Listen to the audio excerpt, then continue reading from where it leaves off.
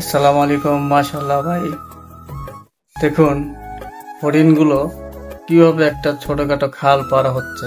মাশাআল্লাহ, দেখতে থাকুন। সে দুইটি হরিণ অবশ্য সে লাফ দিয়ে পার হয়ে গেল, আর দুইটি হরিণ চেষ্টা করতেছে। দেখা যাক তারা পার হতে পারে কিনা।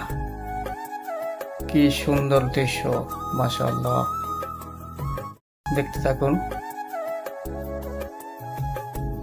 দেখতে থাকুন ভাই, যে হরিণ, চারটা হরিণ এখানে, তারা কত সুন্দর মতো তারা নিজেদের রক্ষার ক্ষেত্রে এ পাশ থেকে লাফ দিয়ে ও পাশে যাওয়ার চেষ্টা করতেছে।